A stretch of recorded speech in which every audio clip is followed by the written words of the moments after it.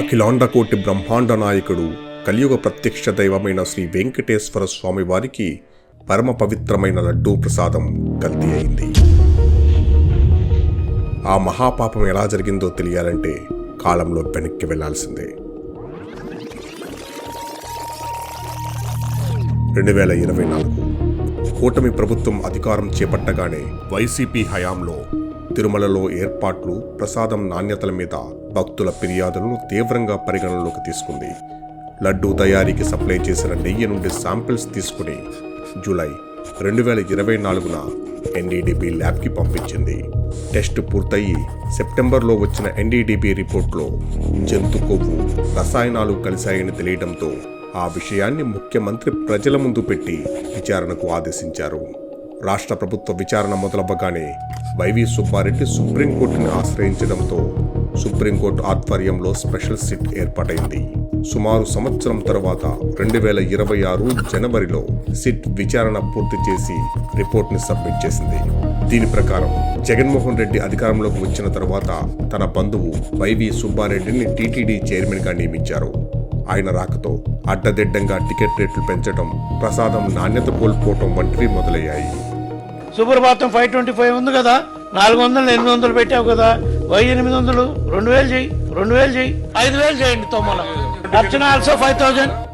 జనవరి 2020 నెయ్యి సేకరణ నిబంధనలను మార్చివేసి దిక్కు మొక్కు లేని డైరీలకు టీటీడీలోకి రాజమార్గం వేశారు. డైరీకి రోజుకు 4 లక్షల లీటర్ల పాల సేకరణ ఉండాలన్న నిబంధన తీసివేశారు. డైరీకి కనీసం 3 ఏళ్ల అనుభవాన్ని 1 సంవత్సరానికి తగ్గించారు. 12 టన్నుల వెన్న కెపాసిటీని 4 టన్నులకు తగ్గించారు. 250 కోట్ల టర్నోవర్ను 150 కోట్లకు తగ్గించారు. 2022 అక్టోబర్ మైసూర్ సిఎఫ్టిఆర్ఐ ల్యాబ్ లడ్డూకి వాడే నెయ్యిని పరీక్షించి ఆ నెయ్యి కల్తీ అయిందని రిపోర్ట్ ఇచ్చింది. అయినా సరే ఎటువంటి యాక్షన్ తీసుకోలేదు. ఇదే అదనుగా వైవి సుబ్బారెడ్డి పిఏ చిన్న అప్పన్న రంగంలోకి దిగి నెయ్యి సప్లై చేస్తున్న బోలేబాబా డైరీని కేజీకి 25 రూపాయల కమిషన్ ఇవ్వాలని డిమాండ్ చేశాడు. వారు ఒప్పుకోకపోవడంతో బోలేబాబాని బ్లాక్ లిస్ట్లో పెట్టి కమిషన్ ఇచ్చే డైరీలకు అవకాశం కల్పించారు. దీన్ని బట్టి 2022లోనే కల్తీ జరిగిందని తెలిసినా కమిషన్ల కోసం భక్తుల నమ్మకాలతో ఆడుకున్నారు. ఫైనల్ సెట్ రిపోర్ట్లో లడ్డూలో వాడింది అసలు నెయ్యే కాదని, పూర్తిగా రసాయనాలతో నిండిపోయిందని, ఆ కల్తీ నెయ్యిలో జంతు కొవ్వు అవశేషాలు తక్కువ శాతం కలిశాయని తేల్చి చెప్పింది. ఈ స్కామ్లో ఫోర్జరీ, మనీ లాండరింగ్ జరిగి 250 కోట్ల రూపాయలు చేతులు మారాయని వైవి సుబ్బారెడ్డి పిఏ చిన్న అప్పన్నతో సహా 36 మందిని నిందితులుగా చేర్చింది. రిపోర్టు బయటకు రాగానే పాపానికి ప్రాయశ్చిత్తం చేసుకోకుండా రోజుకో వాదనతో తప్పించుకోవచ్చని వైసీపీ ప్రయత్నాలు మొదలుపెట్టింది. ముందుగా జగన్మోహన్ రెడ్డి నెయ్యి అసలు కల్తీ జరగలేదని, సిట్ క్లీన్ చిట్ ఇచ్చిందని చెప్పారు.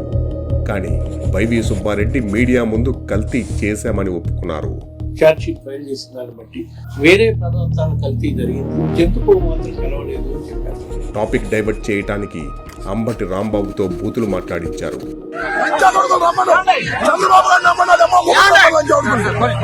హెరిటేజ్ కల్తీ నెయ్యిని టీటీడీకి సప్లై చేసిందన్నారు. కానీ హెరిటేజ్ ఏనాడు టీటీడీకి ప్రత్యక్షంగా లేదా పరోక్షంగా నెయ్యి సప్లై చేయలేదు. బ్రిటానియా, అమూల్, హెరిటేజ్, పతంజలి లాంటి ఎన్నో సంస్థలకు ప్రొడక్ట్స్ తయారు చేస్తూ దేశంలో అతిపెద్ద డైరీ అయిన ఇందాపూర్ సోనాయి డైరీని హెరిటేజ్కి బినామీ అని చెప్పుకొచ్చారు. కానీ హెరిటేజ్ విలువ 3200 కోట్లు, ఇందాపూర్ డైరీ విలువ 10,000 కోట్లు. అంటే హెరిటేజ్ కన్నా 3 రెట్లు పెద్దది.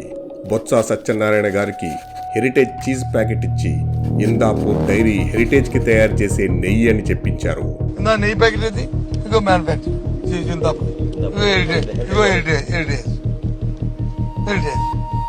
హెరిటేజ్ మీద చేసిన ఆరోపణలకు హైకోర్టు మొట్టికాయలు వేయడంతో ఆ వీడియోలు అన్ని డిలీట్ చేశారు.